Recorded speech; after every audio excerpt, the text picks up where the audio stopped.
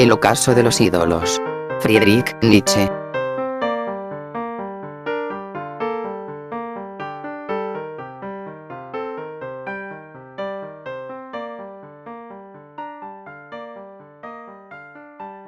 Prólogo. No es hazaña pequeña seguir conservando la serenidad en medio de una ocupación sombría y llena de responsabilidades. Y sin embargo, hay algo más necesario que la serenidad. Sin alegría ni orgullo no hay nada que salga bien. Solo el exceso de fuerza constituye la prueba de la fuerza. La inversión de todos los valores, ese signo de interrogación tan negro y tan enorme, que sume en la sombra a quien lo abre, esa misión tal que es un auténtico destino, impele en todo momento a correr hacia el sol, a quitarse de encima una seriedad pesada, una seriedad que se ha hecho demasiado pesada.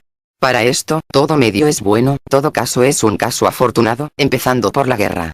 La guerra ha sido siempre la gran sagacidad de todos los espíritus que se han vuelto demasiado interiores, demasiado profundos. Hasta en la herida sigue habiendo un poder de curación.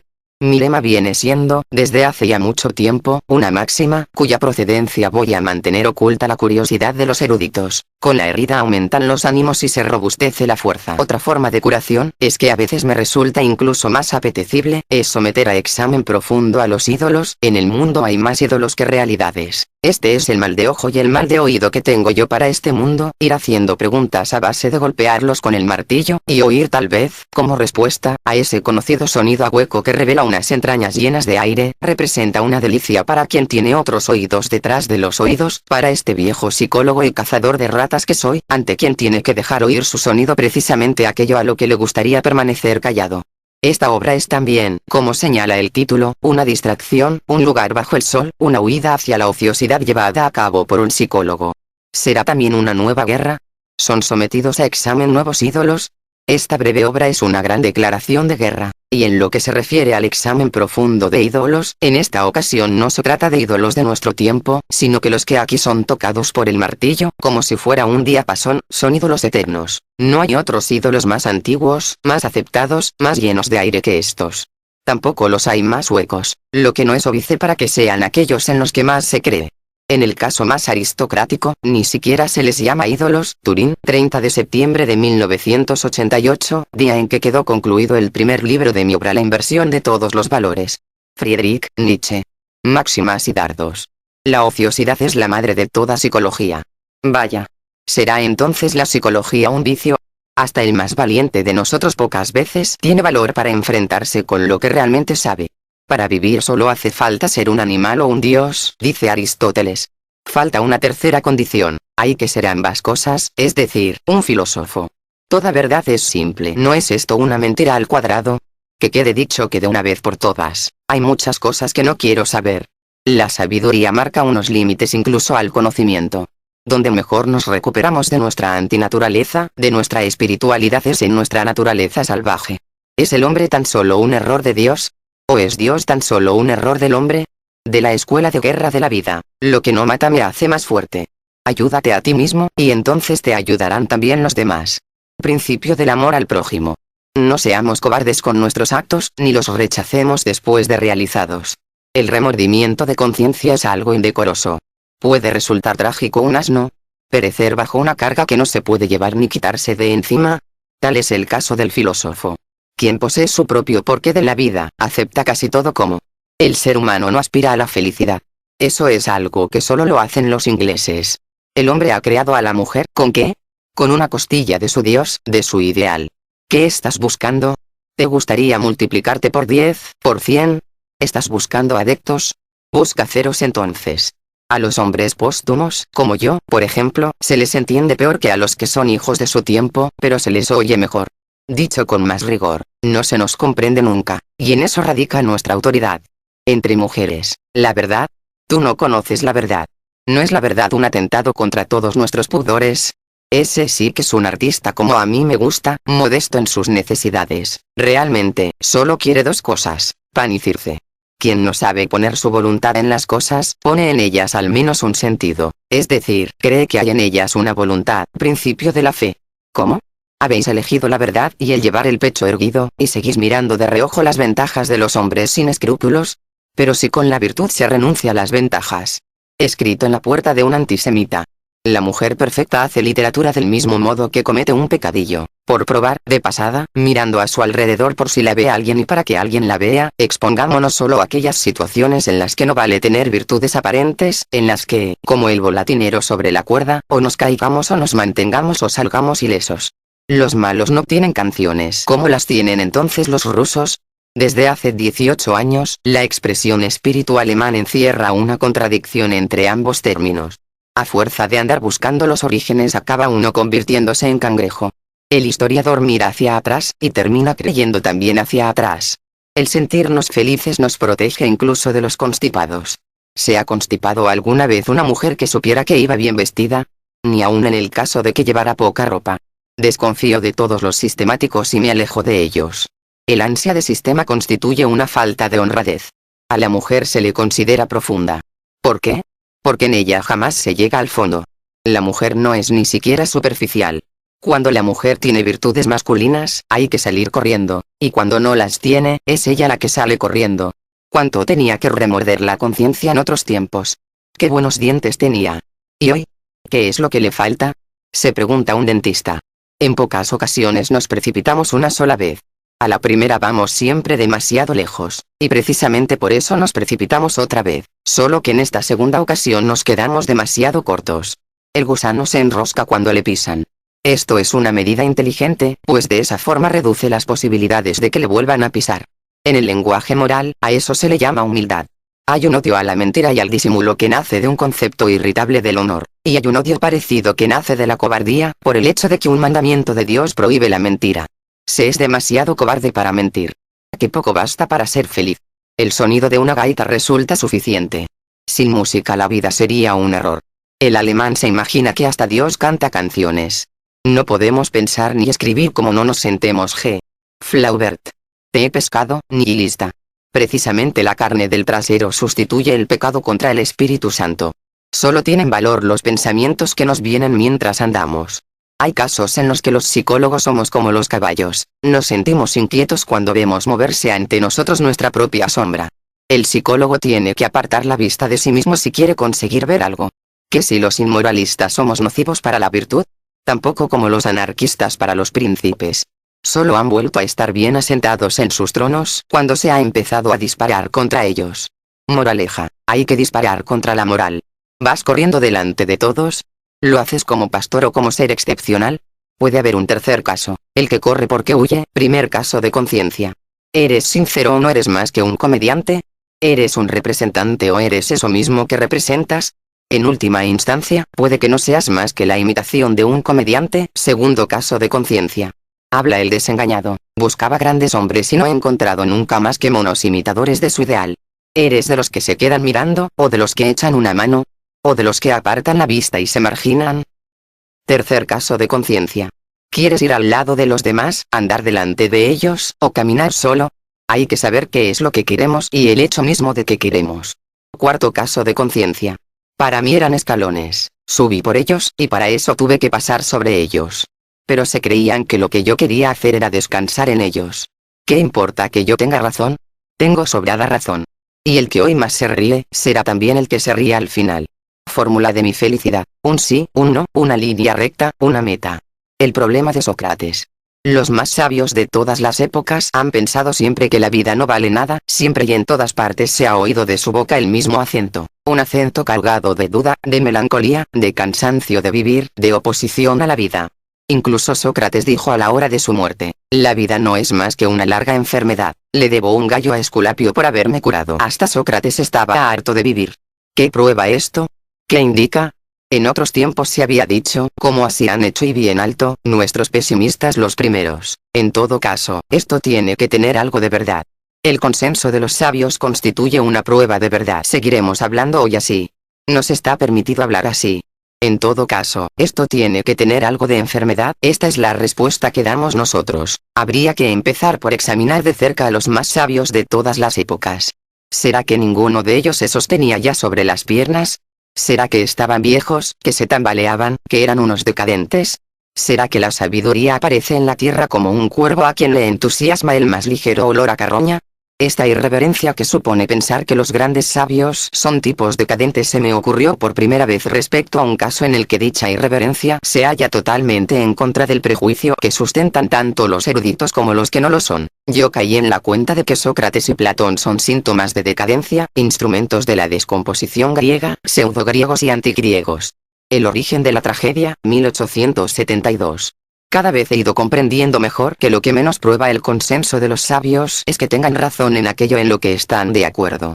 Lo que prueba, más bien, es que esos hombres tan sabios coinciden fisiológicamente en algo que les hace adoptar, de una manera forzosa, una misma postura negativa frente a la vida. Los juicios y las valoraciones relativas a la vida, en pro y en contra, no pueden ser nunca, en última instancia, verdaderos. Solo valen como síntomas, y únicamente deben ser tenidos en cuenta como tales. En sí, dichos juicios son necedades. Hay que alargar totalmente los dedos e intentar captar la admirable sutileza de que el valor de la vida es algo que no se puede tasar. No puede serlo por un ser vivo porque éste es parte e incluso objeto del litigio, y no juez. Y no puede serlo por un muerto por un motivo distinto. El que un filósofo considere que el valor de la vida constituye un problema no deja, pues, de ser hasta una crítica a él, un signo de interrogación que se abre sobre su sabiduría, una carencia de ésta.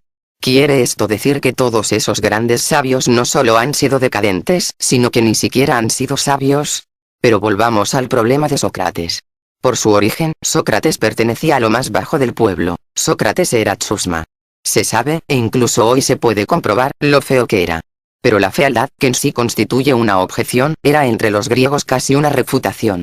¿Fue Sócrates realmente un griego? Con bastante frecuencia, la fealdad se debe a un cruce que entorpece la evolución. En otros casos, es el signo de una evolución descendente. Los antropólogos que se dedican a la criminología nos dicen que el criminal típico es feo, monstruo de aspecto, monstruo de alma. Ahora bien, el criminal es un decadente. ¿Era Sócrates un criminal típico? Esto, al menos, no iría en contra de aquel conocido juicio de un fisonomista, que tanto extrañó a los amigos de Sócrates. Un extranjero experto en rostros que pasó por Atenas, le dijo a Sócrates directamente que era un monstruo en cuyo interior se escondían todos los vicios y todas las malas inclinaciones. Y Sócrates se limitó a comentar, «Qué bien me conoce este señor». En Sócrates no solo son un signo de decadencia el desenfreno y la anarquía de los instintos, que él mismo reconoció, sino también la supergestación de lo lógico y esa maldad de raquítico que le caracteriza. No nos olvidemos tampoco de sus alucinaciones acústicas, a las que, con el nombre de daimón de Sócrates, se les ha dado una interpretación religiosa. Todo era en el exagerado, bufo y caricaturesco, al mismo tiempo que oculto, lleno de segundas intenciones, subterráneo. Trato de aclarar de qué idiosincrasia procede la ecuación socrática razón igual virtud igual felicidad, la más extravagante de las ecuaciones, que tiene además particularmente en su contra todos los instintos de los antiguos helenos. Con Sócrates el gusto griego se vuelve hacia la dialéctica. ¿Qué es lo que sucede aquí realmente? Ante todo, que con ello queda vencido un gusto aristocrático. Con la dialéctica, quien impera es la chusma. Antes de Sócrates, las personas de la buena sociedad repudiaban los procedimientos dialécticos, los consideraban como malos modales, como algo que ponía en entredicho a quien los utilizaba. Se prevenía a los jóvenes contra ellos. También se desconfiaba de quien manifestaba sus razonamientos personales de semejante forma. Las cosas y los hombres honrados no van por ahí exhibiendo sus razones así. No es muy decente ir enseñando a los 5 dedos. Poco valor tiene que tener lo que necesita ser demostrado. Allí donde la autoridad sigue formando parte de las buenas costumbres, donde lo que se da no son razones sino órdenes, el dialéctico es una especie de payaso. La gente se ríe de él, no lo toma en serio. Sócrates fue un payaso que consiguió que lo tomaran en serio. ¿Qué es lo que sucedió aquí realmente? Solo se recurre a la dialéctica cuando no se dispone de ningún medio. Ya se sabe que suscita desconfianza, que es poco persuasiva. No hay nada más fácil de disipar que el efecto producido por un dialéctico. Esto lo puede comprobar todo el que asista a una asamblea donde se discuta públicamente algo. La dialéctica solo puede ser un recurso forzado, en manos de quienes ya no tienen otras armas. Han de hacer valer por la fuerza sus derechos, de lo contrario no recurrirían a ella. Por eso fueron dialécticos los judíos, como también lo fue el zorro de las fábulas, y Sócrates. Lo fue también. ¿Es la ironía socrática una manifestación de rebeldía, de resentimiento plebeyo? ¿Sacia, en su calidad de oprimido, su propia ferocidad mediante las cuchilladas del silogismo? ¿Se venga de los aristócratas a los que fascina? El dialéctico tiene en sus manos un instrumento implacable, con él puede ejercer la tiranía, al que vence le deja en entredicho, porque obliga a su adversario a tener que probar que no es un idiota, enfurece a los demás, y a la vez les niega toda ayuda. El dialéctico reduce el intelecto de su adversario a la impotencia. ¿Será la dialéctica socrática simplemente una forma de venganza? He sugerido qué es lo que podía haber en Sócrates de repulsivo, falta explicar, con mayor motivo, qué es lo que había en él de fascinante. Una de las razones es que descubrió una forma nueva de lucha, siendo el maestro indiscutible de esgrima entre los medios aristocráticos de Atenas. Fascinaba en la medida en que excitaba el instinto de lucha de los helenos, en que introdujo entre los jóvenes y los adolescentes una variante de la lucha pugilística. Sócrates era también un gran erótico. Pero Sócrates intuyó también algo más. Vio qué es lo que había detrás de los aristócratas de Atenas. Se dio cuenta de que su caso, la idiosincrasia de su caso, había dejado de ser excepcional. Por todas partes se estaba extendiendo silenciosamente su mismo tipo de degeneración. La vieja Atenas se dirigía a su final. Y Sócrates comprendió que todos tenían necesidad de él, de sus remedios, de sus cuidados, de su habilidad personal para autoconservarse. En todas partes los instintos presentaban un aspecto anárquico. En todas partes se estaba a un paso del exceso. El peligro universal era el monstruum inanimo. Los instintos quieren erigirse en tiranos. Hay que inventar un contratirano que sea más fuerte. Cuando el fisonomista del que antes hablé le reveló a Sócrates lo que era un pozo de malos deseos, el gran irónico pronunció otra frase que revelaba su forma de ser. Es cierto, señaló, pero he conseguido dominarlos a todos. ¿Cómo llegó Sócrates a dominarse a sí mismo?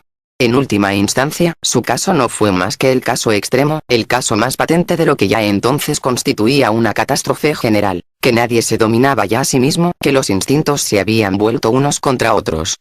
Sócrates fascinaba por ser el caso extremo de esto. Su fealdad, que inspiraba miedo, era manifiestamente la expresión de ese caso. Como es fácil entender, fascinó más fuertemente aún al presentarse como la respuesta, la solución, como la forma aparente de curación dicho caso. Cuando no hay más remedio que convertir a la razón en tirano, como hizo Sócrates, se corre por fuerza el peligro no menor de que algo se erija en tirano. En ese momento se intuyó que la racionalidad tenía un carácter liberador, que Sócrates y sus enfermos no podían no ser racionales, que esto era de rigor, que era su último recurso. El fanatismo con que se lanzó todo el pensamiento griego en brazos de la racionalidad revela una situación angustiosa. Se estaba en peligro, no había más que una elección, o perecer o ser absurdamente racional. El moralismo de los filósofos griegos que aparece a partir de Platón está condicionado patológicamente, y lo mismo cabe decir de su afición por la dialéctica. Razón igual virtud igual felicidad equivale sencillamente a tener que imitar a Sócrates e instaurar permanentemente una luz del día, la luz del día de la razón, contra los apetitos oscuros. Hay que ser inteligente, diáfano, lúcido a toda costa. Toda concesión a los instintos, a lo inconsciente, conduce hacia abajo. He dado a entender el porqué de la fascinación de Sócrates. Parecía que era un médico, un salvador. Hay que explicar ahora el error que suponía su fe en la racionalidad a toda costa. Los filósofos y los moralistas se engañan a sí mismos cuando creen que combatir la decadencia es ya superarla. Pero superarla es algo que está por encima de sus fuerzas. El remedio y la salvación a la que recurren no es sino una manifestación más de decadencia. Cambian la expresión de la decadencia, pero no la eliminan. Sócrates fue la personificación de un malentendido. Toda la moral que predica el perfeccionamiento, incluida la cristiana, ha sido un malentendido, la luz del día más cruda, la racionalidad a toda costa, la vida lúcida, fría, previsora, consciente, sin instintos y en oposición a ellos, no era más que una enfermedad diferente. No era de ninguna manera un medio de retomar a la virtud, a la salud, a la felicidad. Hay que luchar contra los instintos representa la fórmula de la decadencia. Cuando la vida es ascendente, la felicidad se identifica con el instinto. ¿Llegó a entender esto el más inteligente de cuantos se han engañado a sí mismos? Acabó diciéndose esto, en medio de la sabiduría de su valiente enfrentamiento con la muerte. Y es que Sócrates quería morir. No fue Atenas quien le entregó la copa de veneno, fue él quien la tomó obligando a Atenas a dársela. Sócrates no es un médico, se dijo a sí mismo en voz baja. Aquí no hay más médico que la muerte. Sócrates no ha hecho más que estar enfermo durante mucho tiempo. La razón en la filosofía. ¿Qué es lo que pertenece a la idiosincrasia del filósofo? Pues, por ejemplo, su carencia de sentido histórico, su odio a la idea misma de devenir, su afán de estaticismo egipcio. Los filósofos creen que honran algo cuando lo sacan de la historia, cuando lo conciben desde la óptica de lo eterno, cuando lo convierten en una momia. Todo lo que han estado utilizando los filósofos desde hace miles de años no son más que momias conceptuales. Nada real ha salido con vida de sus manos. Cuando esos idólatras adoran algo, lo matan y lo disecan. Qué mortalmente peligrosos resultan cuando adoran. Para ellos, la muerte, el cambio, la vejez, al igual que la fecundación y el desarrollo constituyen objeciones e incluso refutaciones.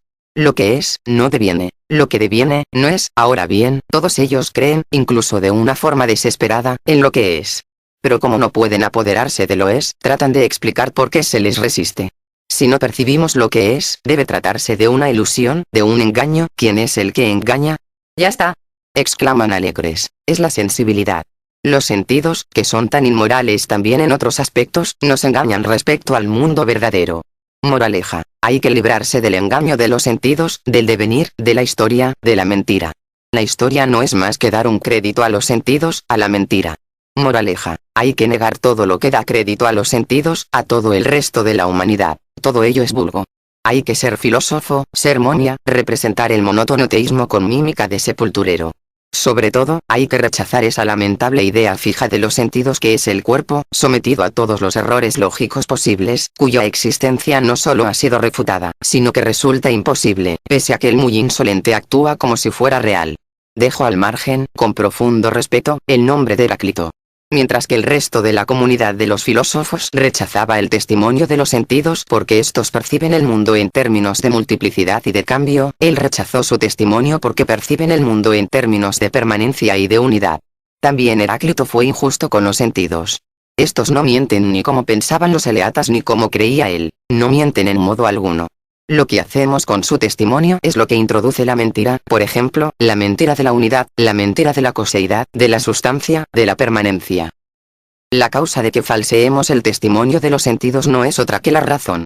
Los sentidos no mienten cuando nos muestran que todo deviene, parece, cambia, pero Heráclito tendrá eternamente la razón al defender que el ser es una ficción vacía. No hay más mundo que el aparente. El mundo verdadero no es más que un añadido falaz. Y qué delicados instrumentos de observación son para nosotros los sentidos. Pensemos, por ejemplo, en la nariz, algo de lo que ningún filósofo ha hablado aún con veneración y agradecimiento, pese a haber sido hasta hoy el más sensible de todos los instrumentos que están a nuestro alcance. Puede captar unas diferencias tan pequeñas de movimiento que ni un espectroscopio registraría. Si hoy tenemos ciencia, es en la medida en que nos hemos decidido a aceptar el testimonio de los sentidos, en que hemos aprendido a aguzarlos más, a robustecerlos, a pensar de acuerdo con ellos hasta el final. Lo demás no es sino un aborto, que o no llega a la categoría de ciencia, como en el caso de la metafísica, de la teología, de la psicología, de la teoría del conocimiento, o que es ciencia formal, teoría de los signos, como la lógica, y la lógica aplicada, como las matemáticas. En ellas la realidad no hace acto de presencia ni como problema, ni siquiera se cuestiona qué valor puede tener en general ese sistema conceptual de signos que es la lógica. Hay otra cosa que pertenece a la idiosincrasia del filósofo, no menos peligrosa, la de confundir lo último con lo primero. Ponen al principio, como principio, lo que viene al final, por desgracia, porque no debería venir nunca, los conceptos supremos, es decir, los más generales, los más vacíos, el último humillo de la realidad que se evapora. Esto no es, una vez más, sino una manifestación de la forma que tienen de venerar. Lo superior no puede provenir de lo inferior, no puede provenir de nada, moraleja. Todo lo que es de primer orden tiene que causarse a sí mismo. Se considera que provenir de algo distinto constituye una objeción, algo que pone en entredicho su valor. Todos los valores supremos son de primer orden. Ninguno de los conceptos supremos, como el ser, lo absoluto, el bien, la verdad, la perfección, puede provenir de algo. En consecuencia, tiene que causarse a sí mismo. Pero todas estas cosas no pueden ser desiguales entre sí, ni estar en contradicción consigo mismas. Con esto, los filósofos disponen de su estupendo concepto de Dios, lo último, lo más liviano, lo más vacío es situado como lo primero, como lo que se causa a sí mismo, como el ente realísimo. Qué triste es que la humanidad haya tenido que tomar en serio los dolores de cabeza de esos enfermos fabricantes de telarañas. ¿Y a qué precio lo han hecho? Terminemos contraponiendo esto la forma tan diferente como nosotros entendemos el problema del error y de la apariencia, y hablo en plural por pura cortesía. Antaño se consideraba que la variación, el cambio, el devenir en general constituía una prueba de que lo que está sometido a ello es algo aparente, como el signo de que en ello hay algo que nos induce a error. Hoy, por el contrario, en la medida exacta en que el prejuicio de la razón nos impulsa a conceder unidad, identidad, permanencia, sustancia, causa, coseidad, ser, nos vemos de algún modo atrapados en el error. Necesitamos el error, aunque, en base a una rigurosa comprobación, estemos íntimamente convencidos de que ahí radica el error. Con esto sucede igual que con los movimientos de las grandes constelaciones. En estos el error tiene a nuestros ojos como constante defensa. En lo otro, el abogado defensor es nuestro lenguaje. Por su origen el lenguaje pertenece a otra época de la forma más rudimentaria de la psicología. Caemos en un fetichismo grosero cuando tomamos conciencia de los supuestos básicos de la metafísica del lenguaje, o, por decirlo más claramente, de la razón. Ese fetichismo ve por todos los lados agentes y actos, cree que la voluntad es la causa en general, cree en el yo, que el yo es un ser, una sustancia, y proyecta sobre todo la creencia en el yo como sustancia. Así es como crea el concepto de cosa. El ser es añadido mediante el pensamiento y se le introduce subrepticiamente en todas las cosas como causa. El concepto de ser se sigue, deductivamente, del concepto de yo. A la base está ese enorme y fatídico error de que la voluntad es algo que produce efectos, de que la voluntad es una facultad. Hoy sabemos que no es más que una palabra. Mucho más tarde, en un mundo 1000 veces más ilustrado, los filósofos tomaron conciencia muy sorprendidos de la seguridad y de la certeza subjetiva en el manejo de las categorías de la razón. Sacaron entonces la conclusión de que tales categorías no podían proceder de algo empírico. Todo lo empírico, decían, está efectivamente en contra de ellas. ¿De dónde proceden, pues? Tanto en la India como en Grecia se cometió el mismo error. Debemos haber vivido ya antes en un mundo superior, en lugar de decir en un mundo inferior, lo que habría sido cierto. Debemos haber sido seres divinos, ya que tenemos la razón. Realmente, nada ha tenido hasta hoy un poder de convicción más ingenuo que el error relativo al ser, tal y como fue formulado por los eleatas, por ejemplo. Cuenta a su favor con cada palabra, con cada frase que pronunciamos. Incluso los adversarios de los eleatas se rindieron al hechizo del concepto de ser que defendían aquellos, entre otros, Demócrito, cuando inventó su átomo. Esa vieja embustera que es la razón se había introducido en el lenguaje. Mucho me temo que no conseguiremos librarnos de Dios mientras sigamos creyendo en la gramática. Creo que se me agradecerá que condense una idea tan esencial y tan nueva en 4 tesis. De esta forma se me entenderá mejor y suscitará las contradicciones. Primera tesis. Las razones por las que se ha considerado que este mundo es aparente constituyen más bien el fundamento de su realidad. Cualquier otra forma de realidad resulta totalmente indemostrable. Segunda tesis. Las características que son atribuidas al verdadero ser de las cosas son precisamente los rasgos distintivos del no ser, de la nada. El mundo verdadero ha sido concebido a base de contradecir el mundo real. Ese presunto mundo verdadero es en realidad un mundo aparente por no ser más que una ilusión de óptica moral. Tercera tesis. No tiene sentido inventar fábulas respecto a otro mundo distinto a este, siempre y cuando no estemos movidos por un impulso instintivo a calumniar, a empequeñecer, a recelar de la vida. En este caso nos vengamos de la vida imaginando con la fantasía otra vida distinta y mejor que esta. Cuarta tesis. Dividir el mundo en verdadero y aparente, ya sea a la manera del cristianismo, ya sea al modo de Kant. En último término, un cristiano perverso, no es más que un índice de vida descendente. El hecho de que el artista valore más la apariencia que la realidad no represente una objeción a esta tesis, habida cuenta de que en este caso la apariencia equivale aquí también a la realidad, solo que seleccionada, reforzada, corregida. El artista trágico no es un pesimista, afirma todo lo problemático y terrible, es dionisíaco.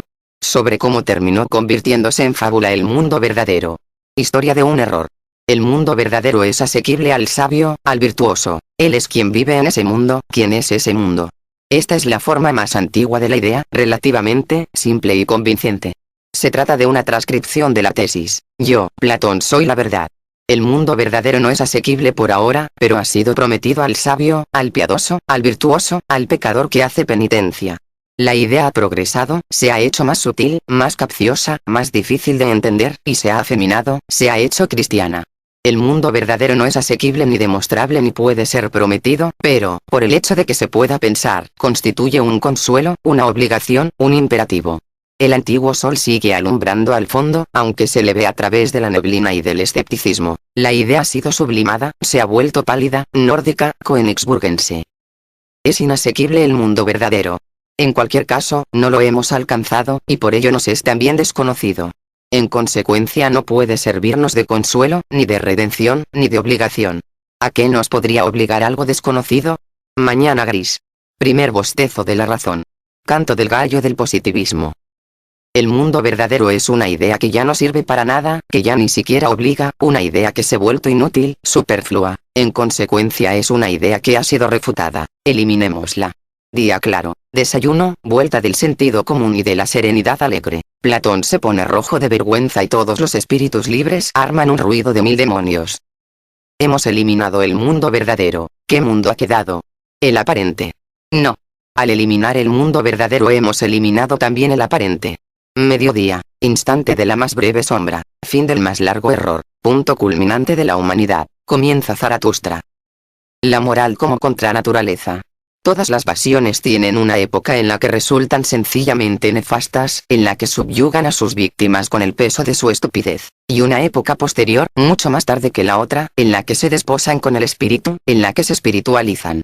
En otros tiempos se combatía la pasión en sí por la estupidez que implica. Los hombres se conjuraban para aniquilarla. Todos los viejos monstruos de la moral coincidían en sostener que hay que matar a las pasiones. La fórmula más conocida de esto se encuentra en el Nuevo Testamento, en el Sermón de la Montaña, donde, dicho sea de pasada, no se miran las cosas desde las alturas. En ese pasaje se dice, por ejemplo, refiriéndose a la sexualidad: si tu ojo te escandaliza, arráncatelo. Afortunadamente, ningún cristiano ha seguido este precepto. Aniquilar las pasiones y los deseos por el mero hecho de evitar su estupidez y las desagradables consecuencias de esta es algo que hoy nos parece una forma aguda de estupidez. Ya no admiramos a los dentistas que nos sacan los dientes para que no nos duelan. Por otra parte, cabe reconocer que la idea de espiritualizar las pasiones resulta inconcebible en el terreno donde surgió el cristianismo. Es sabido que la Iglesia primitiva luchó, efectivamente, contra los inteligentes a favor de los pobres de espíritu. ¿Cómo se podía esperar de ella que combatiera inteligentemente las pasiones? La Iglesia combate las pasiones a base de extirpar, en todos los sentidos de la palabra. Su medicina, su terapia consiste en castrar. No se pregunta nunca, ¿cómo espiritualizar, embellecer, divinizar un deseo? En todo momento lo que ha hecho ha sido cargar las tintas de la disciplina sobre la base de exterminar la sensualidad, el orgullo, el ansia de poder, de poseer, de vengarse. Pero atacar las pasiones de raíz equivale a atacar la vida de raíz. La praxis de la Iglesia es hostil a la vida. Instintivamente, recurren a ese mismo procedimiento de castrar y exterminar, en la lucha contra un deseo, quienes son demasiado débiles, demasiado degenerados para poder moderar dicho deseo. Aquellos caracteres que, hablando metafóricamente, y no metafóricamente, precisan de la trapa, necesitan declarar de alguna manera una guerra a muerte a las pasiones, abrir un abismo entre ellos y las pasiones. Solo los degenerados no tienen más remedio que apelar a los procedimientos radicales. La debilidad de la voluntad, o, más exactamente, la incapacidad de reaccionar ante un estímulo, no es sino otra forma más de degeneración. La enemistad radical, la guerra a muerte contra la sensualidad, no deja de ser un síntoma que nos hace reflexionar, permite hacer conjeturas sobre el estado general de quien llega a cometer un exceso así. Por lo demás, esa hostilidad y ese odio solo culminan cuando tales caracteres no tienen ya la firmeza necesaria para llevar a cabo la cura radical, para renunciar a su demonio. Recórrase toda la historia de los sacerdotes y filósofos, incluyendo la de los artistas, y se podrá ver que quienes han dicho las cosas más venenosas contra los sentidos no han sido los impotentes ni los ascetas, sino los ascetas imposibles, es decir, aquellos individuos que habrían necesitado ser ascetas. La espiritualización de la sensualidad se denomina amor, y constituye una gran victoria sobre el cristianismo. Otra victoria es nuestra espiritualización de la enemistad. Consiste en comprender íntimamente el valor que supone tener enemigos, con pocas palabras, en actuar y considerar las cosas al contrario totalmente de cómo se hacía en otros tiempos. La Iglesia ha pretendido siempre aniquilar a sus enemigos. Nosotros, los inmoralistas y anticristianos, consideramos que obtenemos una ventaja del hecho de que subsista la Iglesia, incluso en el terreno político. Se ha vuelto hoy más espiritual la enemistad, y también más inteligente, más reflexiva, más indulgente. Casi todos los partidos han comprendido que para seguir existiendo les interesa que el partido opuesto no pierda fuerza. Lo mismo cabe decir de la gran política. Una creación nueva, en especial, como el nuevo Reich, precisa más de enemigos que de amigos. Solo se siente necesario y solo llega a ser necesario, frente a su antítesis. No de otro modo nos comportamos nosotros con el enemigo interior. También en este caso hemos espiritualizado la enemistad y hemos sabido ver su valor. Solo se es fecundo cuando se es rico en antítesis. Solo se sigue siendo joven cuando el alma no descansa, cuando no busca la paz. Nada se nos ha hecho más extraño que aquella aspiración de otros tiempos, la aspiración a la paz del alma, la aspiración cristiana. Nada envidiamos menos que esa existencia vacuna que es la vida moral y esa horona felicidad de la buena conciencia. Cuando se renuncia a la guerra se renuncia a la vida grande. Por supuesto que muchas veces la paz del alma no es más que un malentendido, otra cosa, a la que no se le sabe dar un nombre más honorable. Sin hacer divagaciones y sin prejuicios, veamos algunos casos. Paz del alma puede ser, por ejemplo, el apacible resplandor de una animalidad exuberante en el terreno moral, o en el religioso. O cuando empieza el cansancio, cuando el atardecer, cualquier forma de atardecer produce la primera sombra. O una señal de que el aire está húmedo, de que se acercan vientos del sur. O la gratitud inconsciente por una buena digestión, eso a lo que a veces llaman filantropía. O la calma del convaleciente, para el que todo adquiere un nuevo sabor y se encuentra a la espera, o el estado de ánimo que sigue a la satisfacción intensa de nuestra pasión dominante, la sensación de bienestar propia de una sociedad rara. O la debilidad senil de nuestra voluntad, de nuestros deseos, de nuestros vicios. O la pereza a la que la variedad induce a ponerse adornos morales. O cuando se logra estar convencido de algo, aunque sea de algo terrible, después de una tensión y de un tormento prolongado a causa de la incertidumbre. O la manifestación de la madurez y de la maestría en medio del hacer, del crear, del obrar, del querer. La respiración tranquila una vez lograda la libertad de la voluntad. Quién sabe si el ocaso de los ídolos no será también un tipo más de paz del alma. Voy a formular un principio. En el terreno moral, todo naturalismo, es decir, toda moral sana está regida por un instinto de vida. Se cumple un mandamiento cualquiera de la vida mediante un determinado canon de deberes y prohibiciones, con lo que se elimina del camino de la vida un obstáculo y una enemistad específica. La moral que va en contra de la naturaleza, esto es, casi toda la moral que se ha enseñado, respetado y predicado hasta hoy, va precisamente en contra de los instintos, a los que condena, unas veces de una forma solapada y otras de un modo ruidoso y descarado. Cuando asegura que Dios ve lo que hay en nuestro corazón, la moral está negando los deseos más bajos y más elevados de la vida y está considerando a Dios como enemigo de la vida. El santo en el que Dios tiene puesta su complacencia es el castrado ideal. La vida termina donde empieza el reino de Dios. Quien haya entendido el carácter delictivo de esa rebelión que la religión cristiana ha hecho casi sacrosanta, comprenderá también fácilmente lo inútil, ilusorio, absurdo y falaz que resulta dicha rebelión. El hecho de que un ser viviente condene la vida no deja de ser, en última instancia, sino un síntoma de un determinado tipo de vida. No se plantea en modo alguno el problema de si semejante condena es justa o no. Habría que estar fuera de la vida y, a la vez, conocerla también como quien la haya vivido, o como muchos o como todos los que hayan vivido, para poder rozar tan solo el problema del valor de la vida en cuanto tal, lo que basta para comprender que semejante cuestión está muy por encima de nuestro alcance. Al hablar de valores, lo hacemos bajo la inspiración y la óptica de la vida. Es la propia vida quien nos impele a establecer valores, quien valora a través de nosotros cuando establecemos valores. De aquí se sigue que incluso ese ir en contra de la naturaleza consistente en una moral que concibe a Dios como una idea antitética de la vida y como una condena de ella, no es más que un juicio de valor que realiza la propia vida. Ahora bien, ¿qué vida? ¿Qué tipo de vida? Ya he contestado a esto. La vida descendente, debilitada, cansada, condenada. La moral tal y como ha sido entendida hasta hoy, tal y como ha sido formulada incluso últimamente por Schopenhauer, en términos de negación de la voluntad de vivir, es el mismo instinto de decadencia, que hace de sí mismo un imperativo, y que ordena, perece. Es el juicio de quienes están condenados. Consideramos, por último, lo ingenuo que supone decir, el hombre debería ser de este y de aquel modo. La realidad nos muestra una fascinante riqueza de tipos, la exuberancia característica de un pródigo juego que varía de formas. Va a venir entonces cualquiera de esos aprendices de moralista que predican por las esquinas a decir ante esto, no. El hombre debe ser de otra manera. Ese necio santurrón pretende saber incluso cómo debe ser él, fija su retrato en una pared y dice, he aquí al hombre. Pero aunque el moralista se dirija solo al individuo y le diga, debes de ser de esta y de esa forma, no deja de ponerse en ridículo. El individuo es, de los pies a la cabeza, un fragmento de destino, una ley y una necesidad más para todo lo que está por venir. Decirle que cambie implica exigir que cambie todo, hasta lo que ya ha sucedido. En realidad, ha habido moralistas consecuentes que han pretendido que el hombre fuera de otro modo, esto es, virtuoso, que han querido que fuera como ellos, esto es, un santurrón. Por eso negaron el mundo. Se trata de una necesidad que no tiene nada de pequeña, de una forma de inmodestia que no tiene nada de modesta. En la medida en que la moral condena sin más, sin partir de consideraciones y sin atender las intenciones propias de la vida, constituye un error específico con el que no se debe tener compasión alguna, una idiosincrasia de degenerados que ha hecho un daño incalculable. Nosotros, los inmoralistas, que somos tan distintos, hemos abierto nuestro corazón a toda clase de conocimientos, de comprensiones, de aprobaciones.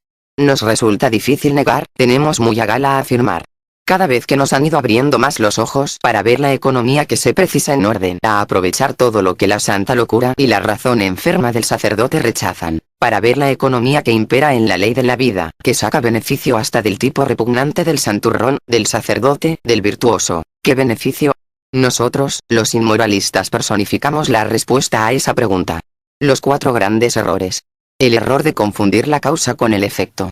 No hay error más nocivo que el de confundir el efecto con la causa, cosa que considero la corrupción por antonomasia de la razón. Con todo, este error constituye una de las costumbres más antiguas y más jóvenes de la humanidad. Entre nosotros hasta ha sido santificado y se le ha dado el nombre de religión y de moral. Todo principio formulado por la religión y la moral contiene dicho error. Los sacerdotes y los legisladores morales son los autores de semejante corrupción de la razón. Voy a poner un ejemplo. Todo el mundo conoce el libro del célebre Cornaro, en el que se recomienda una alimentación parca para alcanzar una vida larga y feliz, amén de virtuosa. Pocos libros han sido tan leídos, e incluso hoy se siguen imprimiendo cada año muchos ejemplares en Inglaterra. No creo que exista un libro, a excepción hecha de la Biblia, claro está, que haya hecho tanto daño, que haya acortado tantas vidas como esta curiosa obra, pese a su buena intención. Y la razón de ello está en que confunde el efecto con la causa. Ese buen italiano creía que su alimentación era la causa de su longevidad, cuando realmente la condición previa de la longevidad, un metabolismo extraordinariamente lento, un escaso consumo, constituía la causa de su parca dieta. Cornaro no era libre de comer mucho o poco, su frugalidad no dependía de una voluntad libre, se ponía enfermo en cuanto comía un poco más. Pero a quien no sea una carpa, comer normalmente no solo le beneficia, sino que le es necesario. Un erudito de nuestros días, con el rápido desgaste que sufre de fuerza nerviosa, perdería la salud con el régimen de Cornaro. Creed a quien lo sabe por experiencia. La fórmula más general que sirve de base a toda religión y a toda moral dice: haz esto y aquello, no hagas esto ni aquello, y así serás feliz.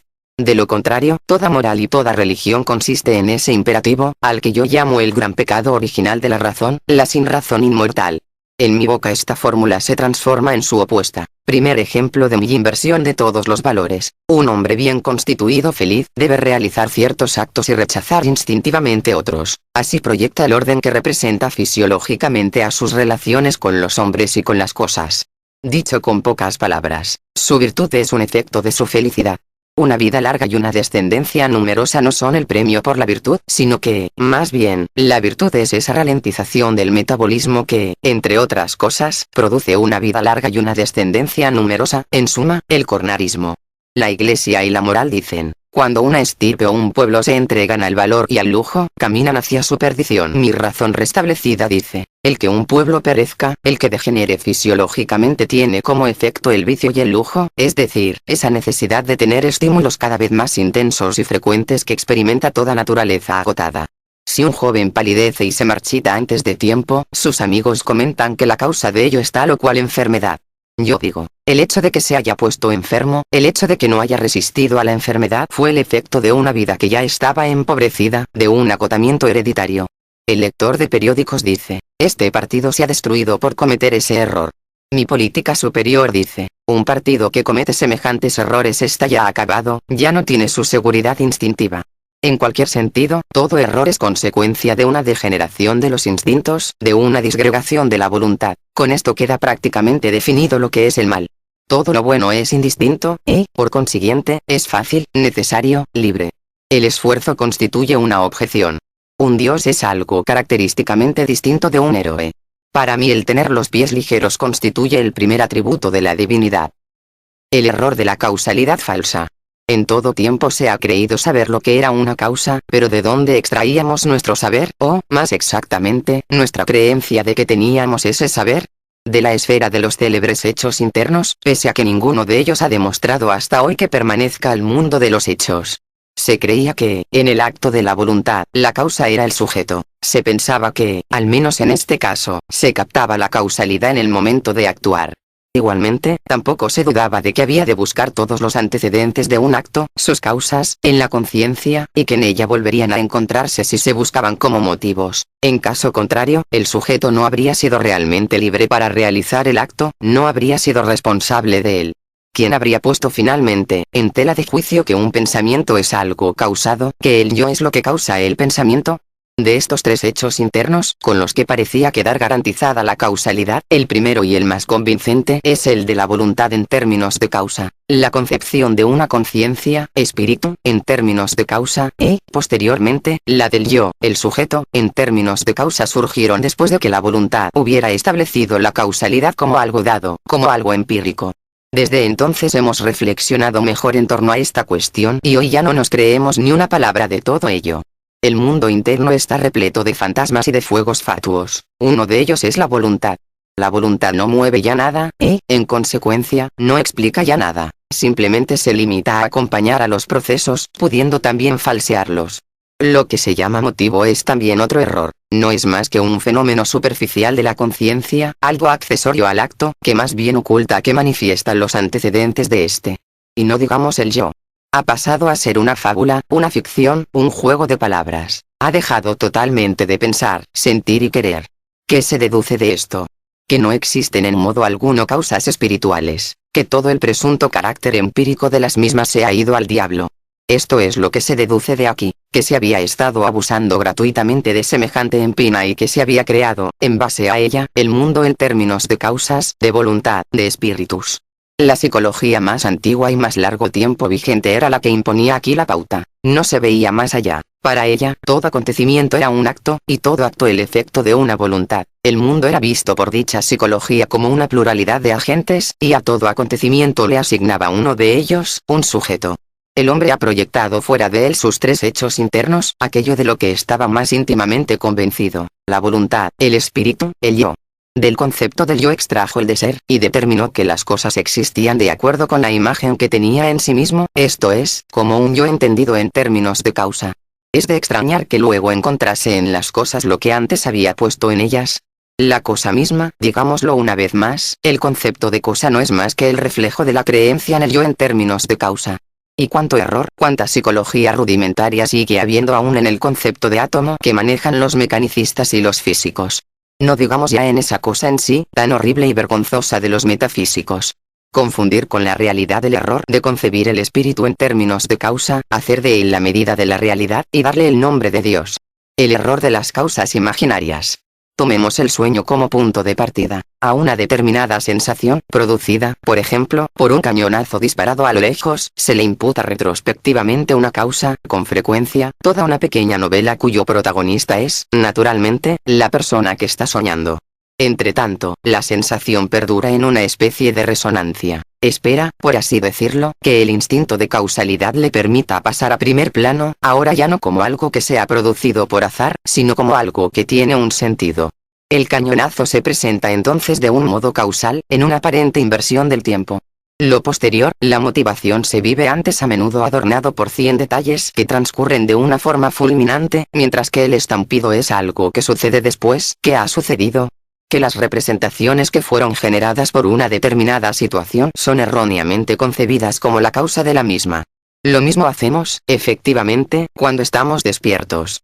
La mayoría de nuestros sentidos generales, todo tipo de obstáculo, de opresión, de tensión y de explotación en el juego y contrajuego de los órganos, especialmente el estado del nervio simpático, excitan nuestro instinto de causalidad. Queremos disponer de una razón que nos explique por qué nos encontramos de este y de aquel modo, por qué nos sentimos bien o mal. Nunca nos basta con dar por sentado el hecho de que nos encontramos de este y de aquel modo. No aceptamos este hecho, no tomamos conciencia de él hasta que no le hemos asignado un tipo de motivación. La memoria, que en tales casos actúa sin que tengamos conciencia de ello, rememora estados anteriores de la misma especie, junto con las interpretaciones causales que van vinculadas a ellos, pero no la causalidad de los mismos. Por supuesto que la creencia de que las representaciones, los procesos conscientes concomitantes han sido las causas, es también rememorada por la memoria.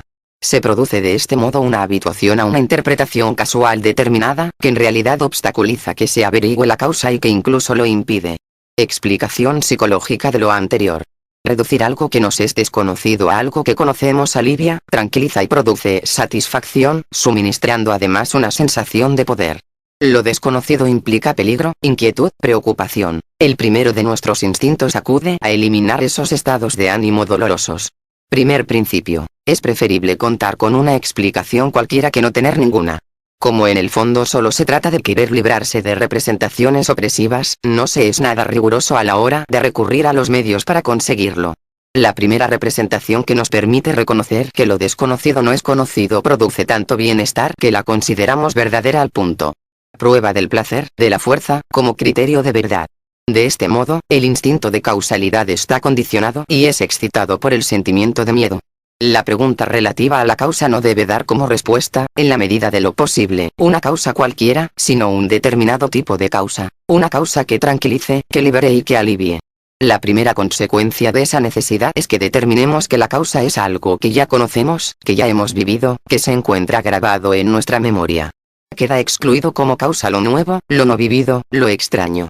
En consecuencia, lo que buscamos como causa no es solo un tipo de explicación, sino un tipo escogido y privilegiado de explicación, la que de un modo más rápido y frecuente elimina el sentimiento que produce lo extraño, lo nuevo, lo no vivido, es decir, las explicaciones más habituales.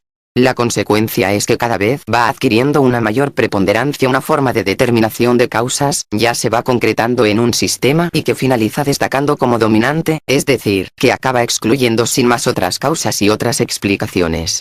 El banquero piensa inmediatamente en el negocio, el cristiano en el pecado, y la muchacha en el amor. Toda la esfera de la moral y de la religión entra dentro de este concepto de causas imaginarias. ¿Cómo explican los sentimientos generales desagradables?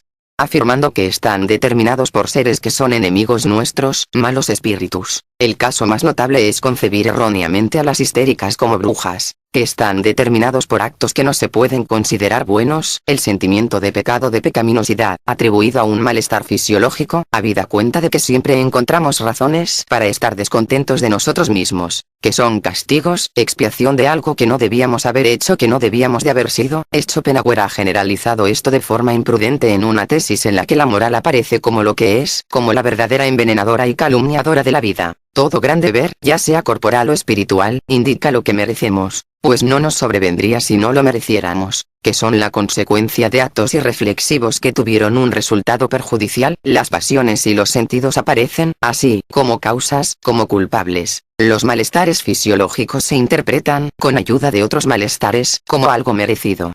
¿Cómo explican los sentimientos agradables? Afirmando que están determinados por la confianza en Dios, por la conciencia de haber hecho una buena acción. Lo que llaman buena conciencia es un estado fisiológico que a veces se parece tanto a una buena digestión que se confunde con ella, que están determinados por el éxito de ciertas empresas. Esto es un ingenuo error porque el éxito de una acción no le produce de ningún modo un sentimiento general agradable a un hipocondríaco o a un individuo como Pascal, que están determinados por las virtudes cristianas de la fe, la esperanza y la caridad.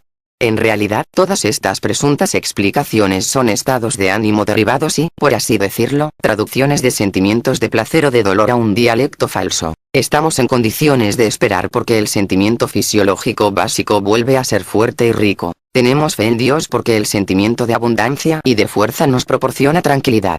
La moral y la religión entran íntegramente en el campo de la psicología del error. En cada caso concreto se confunden el efecto y la causa, o se confunde la verdad con el efecto de lo que se cree que es verdad, o se confunde un estado de conciencia con lo que causa ese estado. El error de la voluntad libre. Hoy no sentimos ya compasión alguna por el concepto de voluntad libre. Sabemos demasiado bien lo que es, la artimaña más desacreditada de los teólogos para responsabilizar a la humanidad de acuerdo con el objetivo que persiguen, esto es, para hacer que dependa de ellos. Me voy a referir aquí solamente a la psicología de la tendencia a imputar responsabilidades. Todo intento de buscar responsabilidades suele reducirse a la satisfacción del instinto de querer juzgar y castigar. Cuando se atribuye a la voluntad, a las intenciones y a los actos de responsabilidad un determinado modo de ser, se despoja de su inocencia al devenir. La doctrina de la voluntad ha sido inventada esencialmente con la finalidad de castigar, es decir, de querer encontrar culpables.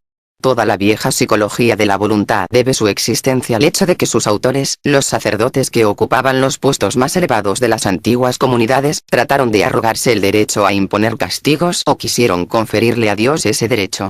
Se supuso que los seres humanos eran libres para poder así juzgarles y castigarles, considerándoles culpables. En consecuencia, hubo que imaginar que todo acto era querido, y que el origen de toda acción se hallaba en la conciencia. Con ello se elevó a la categoría de principio de la propia psicología el fraude más absoluto en cuestiones psicológicas que se puede dar.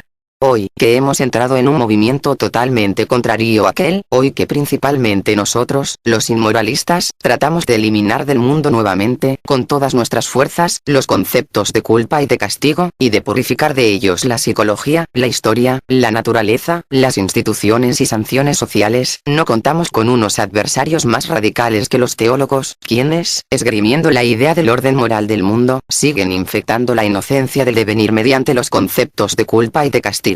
El cristianismo es una metafísica de verdugos.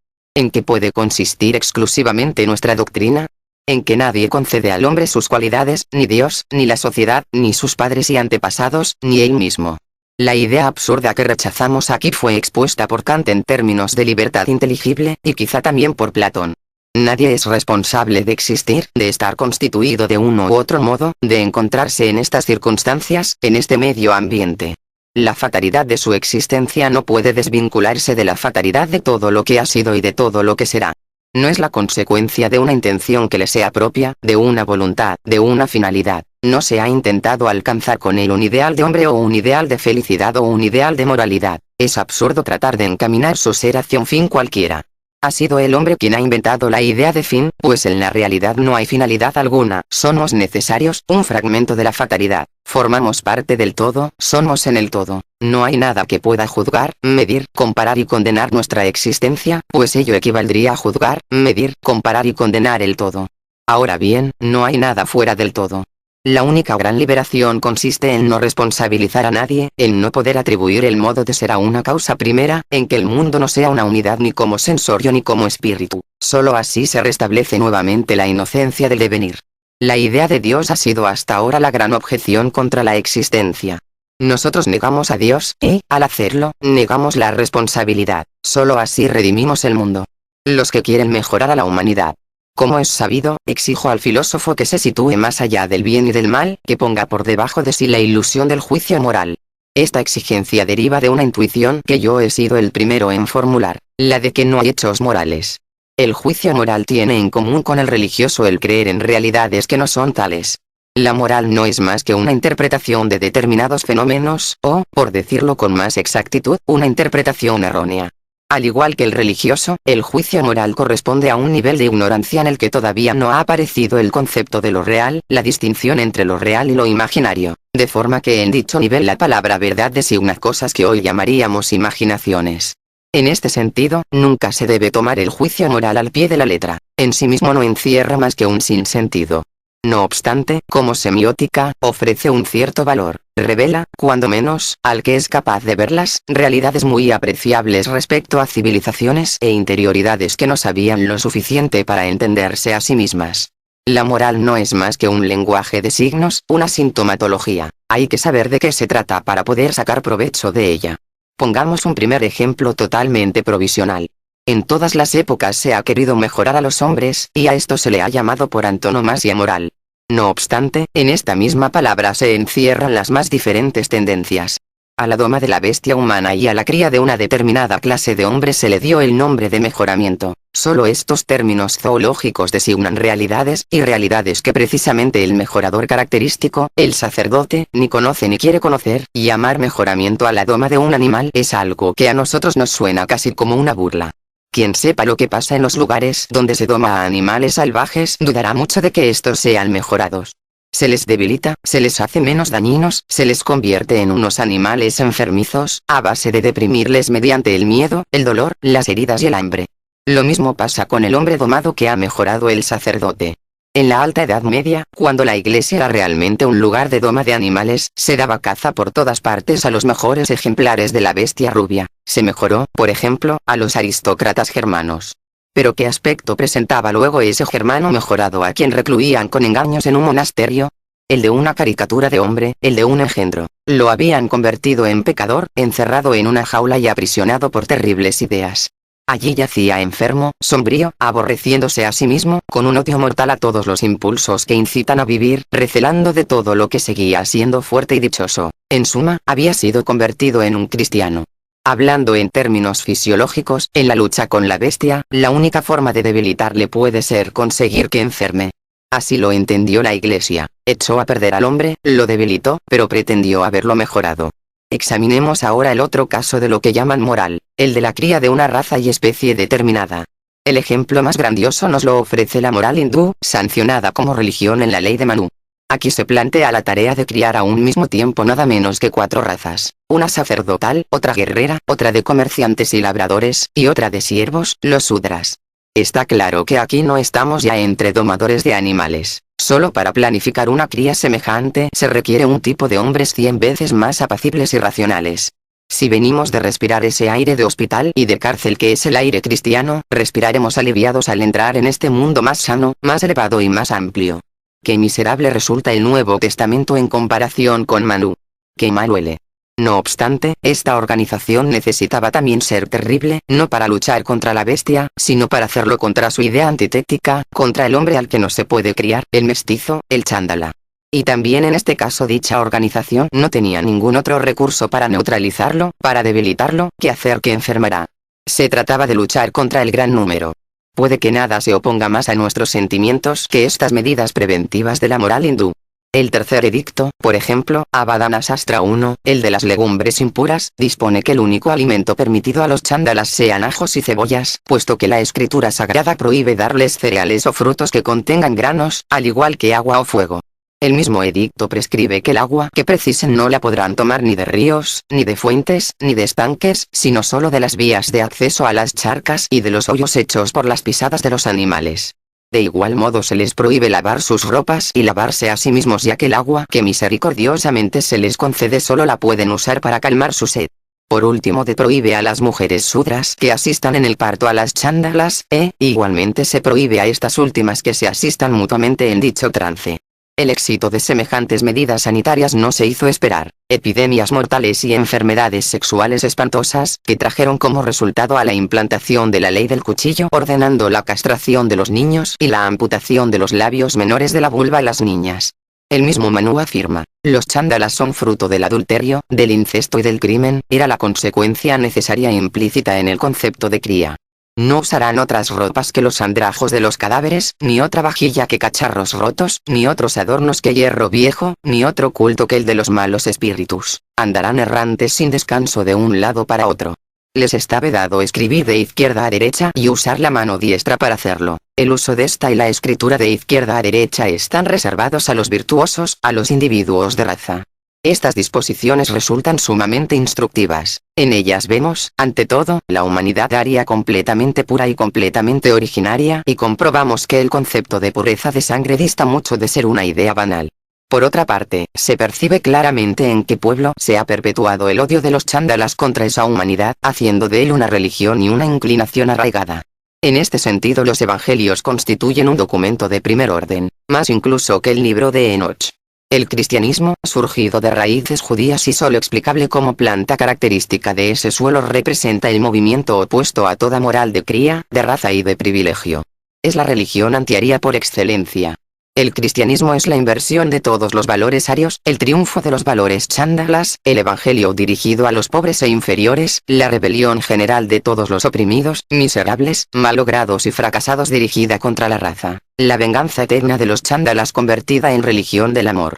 La moral de la cría y la moral de la doma son totalmente dignas la una de la otra en cuanto a los métodos que utilizan para imponerse. Podemos establecer como afirmación suprema que, para hacer moral, es preciso querer incondicionalmente lo contrario. Este es el gran problema, el inquietante problema al que le he venido dando vueltas durante más largo tiempo, la psicología de los que quieren mejorar a la humanidad. Un hecho menor y realmente muy modesto, el de la llamada mentira piadosa, me permitió acceder a este problema. La mentira piadosa constituye un patrimonio común de todos los filósofos y sacerdotes que han mejorado a la humanidad. Ni Manu, ni Platón, ni Confucio, ni los maestros judíos y cristianos han puesto nunca en duda su derecho a mentir, como tampoco han dudado de otros derechos totalmente distintos. Reduciendo esto a una fórmula se podría decir que todos los medios con los que hasta ahora se ha pretendido moralizar a la humanidad han sido radicalmente inmorales. Lo que los alemanes están perdiendo. Entre los alemanes no basta hoy ya tener ingenio, hay que tomarlo, apropiárselo. Tal vez yo conozca a los alemanes y sea precisamente quien pueda decirles unas cuantas verdades. La nueva Alemania representa una gran suma de capacidades heredadas y adquiridas, de modo que, durante un cierto tiempo, pueda gastar incluso con prodigalidad su tesoro de fuerzas acumulado.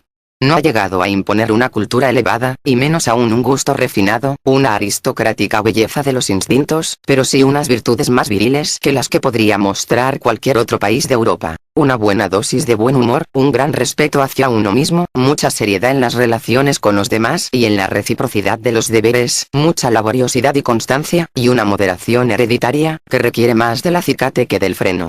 Es de añadir que en este país se sigue obedeciendo sin que ello suponga ninguna humillación, y sin que nadie desprecie a su adversario, como puede verse, estoy tratando de hacer justicia a los alemanes. No quisiera traicionarme a mí mismo en esto, por lo que también tengo que hacerles mis objeciones. Llegar al poder es algo que se paga caro. El poder idiotiza a los hombres. Antaño se decía que los alemanes eran un pueblo de pensadores. Siguen siéndolo aún. A los alemanes les aburre hoy la inteligencia y el ingenio, recelan de estos. La política absorbe toda seriedad e impide que se haga uso de ella para cosas verdaderamente intelectuales e ingeniosas. Me temo que las palabras del himno alemán Alemania, Alemania por encima de todo, haya supuesto el fin de la filosofía alemana. En el extranjero me suelen preguntar si hay filósofos, poetas y buenos libros alemanes. Yo me sonrojo, pero haciendo uso de la valentía que me caracteriza incluso en situaciones desesperadas, contesto, sí, Bismarck. ¿Cómo voy a revelar los libros que hoy se leen en Alemania? Maldito sea el instinto de la mediocridad. ¿Quién no habrá pensado con melancolía en lo que podría ser el espíritu alemán? Pero este pueblo se ha embrutecido voluntariamente, desde hace casi 1000 años. En ningún otro país se ha abusado más viciosamente de esos dos grandes narcóticos europeos que son el alcohol y el cristianismo. Últimamente han añadido otro más, que por sí solo basta para acabar con todo dinamismo sutil y atrevido del espíritu: la música, nuestra congestionada y congestionante música alemana. Cuánta irritante pesadez, pereza, humedad, ropa de andar por casa, cuánta cerveza hay en la inteligencia alemana.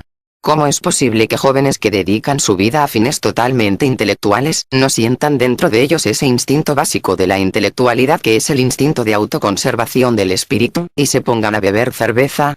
Puede que el alcoholismo de la juventud más instruida no ponga todavía en tela de juicio el hecho de que son personas instruidas. Se puede ser muy instruido y carecer de ingenio, pero no deja de ser un problema en relación con los demás aspectos. ¿Dónde no encontrar esa dulce degeneración que produce la cerveza en el espíritu? En cierta ocasión, que ya casi se ha hecho famosa, señalé con el dedo una de esas degeneraciones, la de nuestro primer libre pensador alemán, el inteligente David Strauss, convertido en autor de un evangelio de cervecería y de una nueva fe. No en vano había escrito un verso en el que hacía promesa solamente de guardar fidelidad hasta la muerte a la encantadora cerveza negra. He dicho que el espíritu alemán se está haciendo más grosero y superficial. ¿Es eso todo? Lo que en el fondo me aterra es algo totalmente distinto: cómo decae cada vez más la seriedad, la profundidad, la pasión alemana para las cosas del espíritu. Ha cambiado el patos, y no solo la intelectualidad. De vez en cuando tengo contacto con universidades alemanas. ¿Qué aire respiran esos eruditos? ¿Qué espiritualidad tan estéril, tan acomodaticia y tan tibia? Sería un gran equívoco que alguien respondiera apelando a la ciencia alemana, y este tal demostraría, además, no haber leído ni una sola palabra de lo que yo he escrito sobre esto.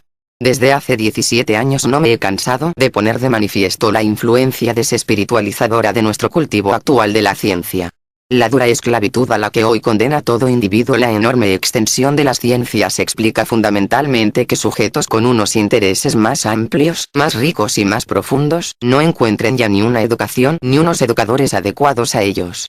No hay nada que perjudique más a nuestra cultura que esa proliferación de vanidosos transportadores de libros y de humanidades fragmentarias. Sin pretenderlo, nuestras universidades son auténticos invernaderos en los que se produce una especie de atrofia de los instintos del espíritu.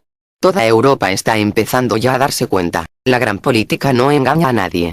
Alemania es considerada cada vez más como el país con menos relieve en todos los sentidos de Europa.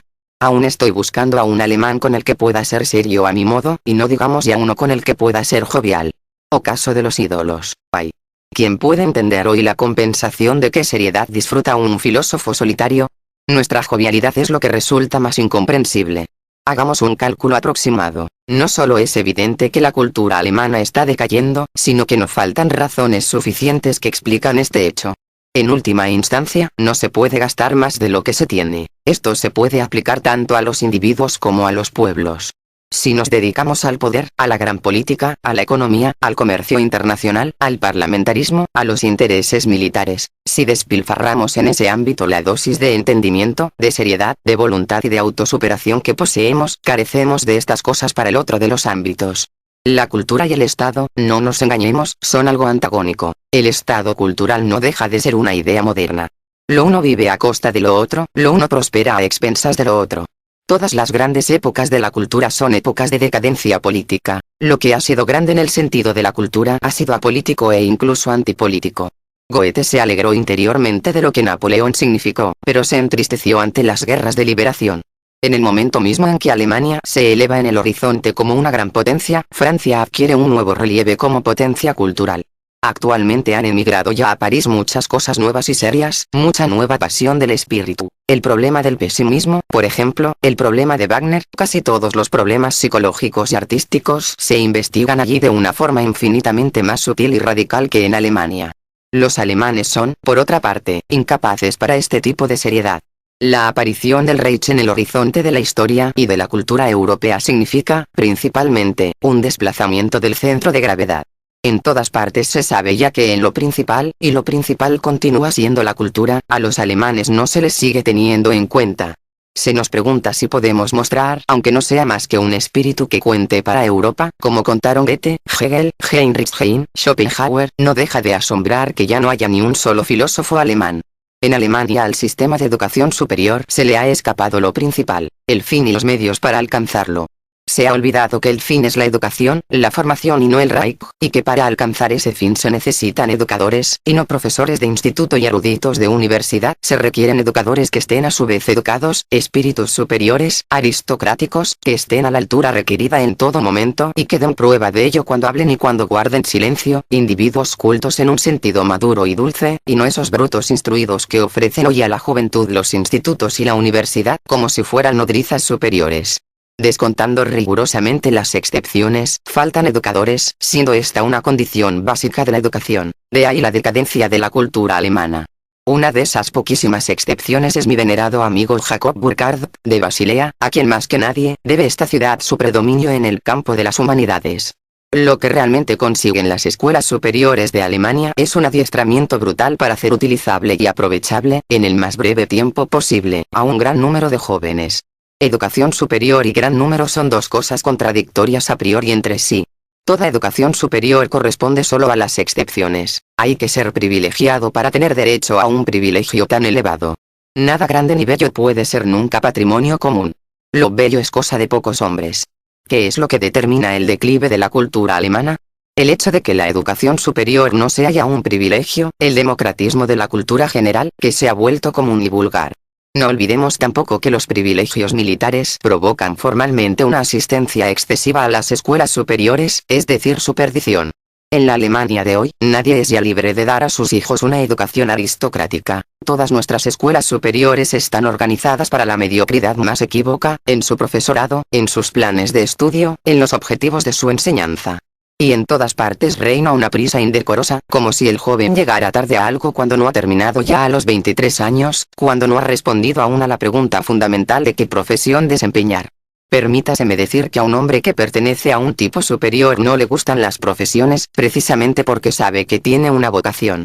Dispone de tiempo, no se le ocurre pensar que ha terminado. En relación con una cultura elevada, a los 30 años se es un principiante, un niño. Esos institutos repletos de jóvenes y esos profesores nuestros de institutos sobrecargados de trabajo y embrutecidos, constituyen un escándalo. Puede que haya motivos para defender una situación así, como hicieron hace poco los profesores de Heidelberg, pero lo que no hay son razones. De acuerdo con mi forma de ser, se me induce a afirmar y solo indirectamente, solo en contra mía a contradecir y a criticar, voy a señalar ahora las 3 tareas para las que se necesitan educadores. Se ha de aprender a ver, se ha de aprender a pensar, y se ha de aprender a hablar y a escribir. El objetivo de estas 3 cosas es una cultura aristocrática. Aprender a ver es acostumbrar los ojos a mirar con calma y con paciencia, a dejar que las cosas se acerquen a nosotros, aprender a no formular juicios precipitadamente, a dar vueltas en torno a cada caso concreto hasta llegar a abarcarlo. Lo primero que hay que aprender para alcanzar la intelectualidad es a no responder inmediatamente a un estímulo, sino a controlar los instintos que ponen trabas, que nos aíslan.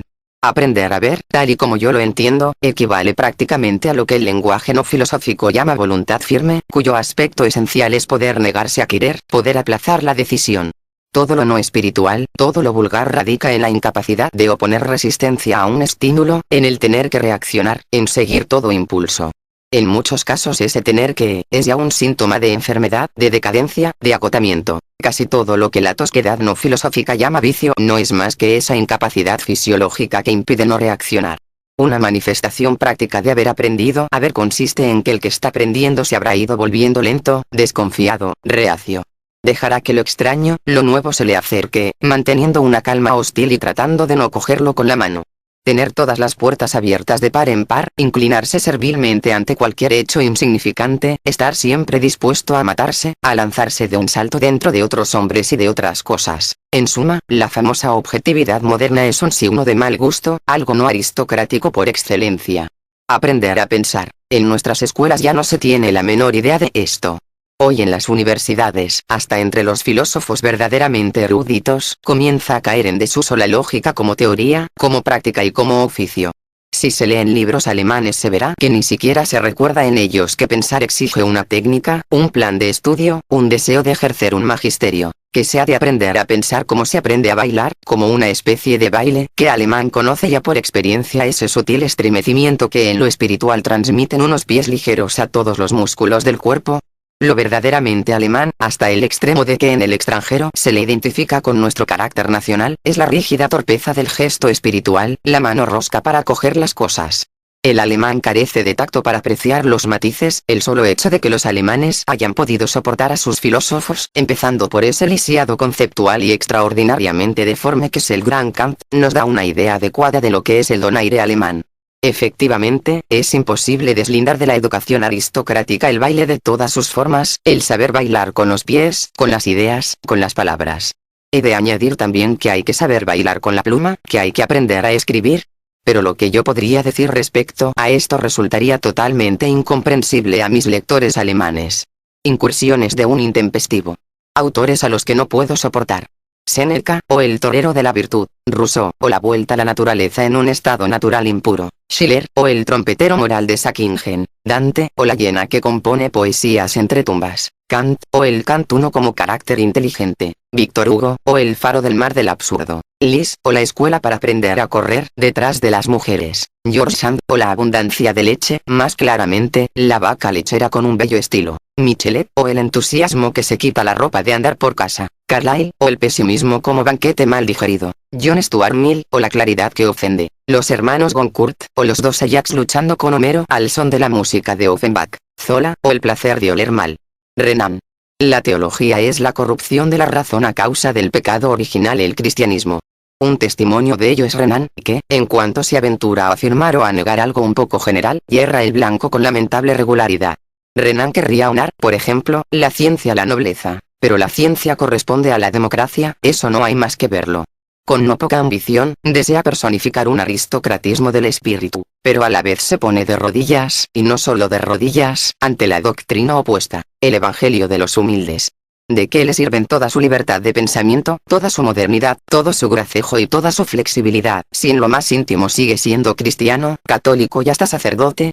Renan influye por su poder de seducción, como un jesuita o un confesor. En su espiritualidad no falta esa amplia sonrisa de satisfacción que caracteriza al cura.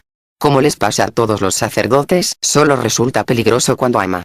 No hay quien le iguale en la forma mortalmente peligrosa de adorar. Ese espíritu enervante de Renan constituye una fatalidad más para esa pobre Francia que tiene enferma la voluntad. Sainte-Beuve. No tiene nada de viril, y está lleno de un odio insignificante contra todos los espíritus viriles.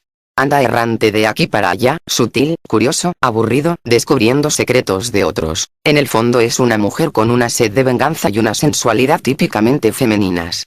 Como psicólogo es un genio de la maledicencia, y para ello cuenta con un inagotable filón de medios. No hay nadie que mezcle mejor que él el veneno con la alabanza.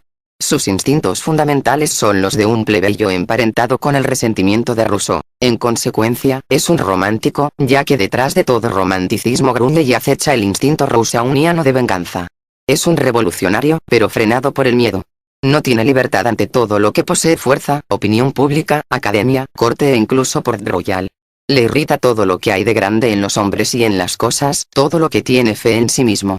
Es lo bastante poeta y medio mujer para llegar a captar el poder de la grandeza. Está siempre retorcido como el gusano del refrán alemán, porque siente constantemente que le están pisando. Como crítico, carece de criterio, de base y de espina dorsal. Tiene la lengua del libertino cosmopolita, pero le falta valor para confesar su libertinaje. Como historiador, le falta filosofía, el poder de la mirada filosófica, pero se resiste a juzgar en todas las cuestiones fundamentales, escondiéndose tras la máscara de una presunta objetividad. De otro modo se comporta con todo aquello en lo que la decisión última depende de un gusto sutil y experto. Aquí es donde se atreve a ser realmente él mismo, donde disfruta de sí mismo, donde se muestra como un maestro. En algunos aspectos, es una forma anticipada de Baudelaire. La imitación de Cristo es uno de esos libros que no puedo coger sin experimentar una resistencia fisiológica. Exhala un perfume propio del eterno femenino que solo puede disfrutar un francés o un wagneriano. Este santo tiene una forma de hablar del amor que despierta la curiosidad hasta de las parisinas. Me dicen que el inteligentísimo jesuita que fue Auguste Comte, quien trató de llevar a sus franceses a Roma por los vericuetos de la ciencia, se inspiró en este libro. Lo creo. La religión del corazón. George Eliot. Como los ingleses han deducido que por haberse librado del Dios cristiano, tanto más tienen la obligación de mantener la moral cristiana, no les vamos a reprochar esto a las mujeres morales a lo Eliot. En Inglaterra, hay que recuperar de una forma terrible el honor perdido por la más mínima liberación de la teología, a base de convertirse en un fanático de la moral. Esa es la penitencia que pagan allí. Para nosotros, como somos distintos, las cosas son muy diferentes. Si abandonamos la fe cristiana, perdemos el derecho a basarnos en la moral cristiana. Esta no es en absoluto evidente por sí misma, hay que estar constantemente destacando esta cuestión. El cristianismo es un sistema, una visión de las cosas coherente y total. Si se le quita una idea tan importante como es la fe en Dios, todo el conjunto queda desbaratado. Ya no tenemos en las manos nada necesario. El cristianismo parte del supuesto de que el ser humano ni sabe ni puede saber lo que es bueno y lo que es malo para él. Cree en Dios, que es el único que lo sabe. La moral cristiana es un mandamiento, su origen es trascendente, está más allá de toda crítica, de todo derecho a criticar. Su verdad depende de que Dios sea verdad, depende plenamente de la fe en Dios. Si los ingleses creen saber intuitivamente lo que es bueno y lo que es malo, si, en consecuencia, piensan que no necesitan el cristianismo para fundar la moral, ello se debe sencillamente a la poderosa influencia del juicio de valor cristiano, y es la manifestación de la fuerza y de la profundidad de dicha influencia. Esta llega hasta el punto de que se haya conseguido olvidar el origen de la moral inglesa y de que no se perciba ya el carácter tan condicionado de su derecho a existir. Para el inglés, la moral no es todavía un problema. George Sand. He leído las primeras cartas de un viajero, y, como todo lo que procede de Rousseau, me han parecido falsas, afectadas, hinchadas y exageradas. No soporto este tipo colorista propio del papel de empapelar paredes, menos aún la ambiciosa pretensión plebeya de tener sentimientos generosos. Pero lo peor es la coquetería femenina expresada con modales masculinos, con modales de jovenzuelo maleducado. A pesar de ello, qué fría tiene que haber sido esta artista insoportable. Se daba cuerda a sí misma como un reloj, y se ponía a escribir, tan fría como Hugo, como Balzac, como todos los románticos, en cuanto se ponían a hacer poesía. Y qué satisfecha de sí misma debía de estar esta prolífica vaca escritora cuando se arrellanaba cómodamente para hacerlo, que encerraba algo de alemán en el peor sentido de la palabra, al igual que su maestro Rousseau. En todo caso, una escritora así solo fue posible cuando decayó el gusto francés. Pero Renan sentía veneración por ella. Moral para psicólogos. No se debe hacer una psicología propia de vendedor ambulante. No hay que observar por observar. Eso proporcionaría una óptica falsa, una forma bizca de mirar, algo que resulta forzado y que exagera lo que ve. No da buen resultado el tener vivencias cuando se quiere tenerlas. En la vivencia no podemos mirarnos a nosotros mismos, porque entonces toda mirada se convierte en mal de ojo. Un psicólogo nato se guarda instintivamente de ver por ver, y lo mismo cabe decir de un pintor nato. Este no trabaja nunca conforme a la naturaleza, sino que deja que su instinto, su cámara oscura, cribe y exprese el caso, la naturaleza, lo vivido, lo que llega a su conciencia es solo lo universal, la conclusión, el resultado, pero desconoce lo que es esa arbitraria abstracción a partir del caso individual. ¿Qué pasa cuando se obra de otro modo? Por ejemplo, cuando se cultiva una psicología de vendedor ambulante a la manera de los moralistas parisinos, de primera y segunda fila. Pues que quien hace eso se pasa el día espiando la realidad para llevarse a casa por las noches un puñado de cosas curiosas, pero obsérvese qué es lo que acaba saliendo de ahí: un conjunto de borrones, en el mejor de los casos un mosaico, y siempre algo que es el resultado de sumar varias cosas, algo desordenado y lleno de colorines. En este género, lo peor es lo que consiguen los hermanos Goncourt. No saben poner juntos 3 párrafos sin hacer daño a la vista del psicólogo.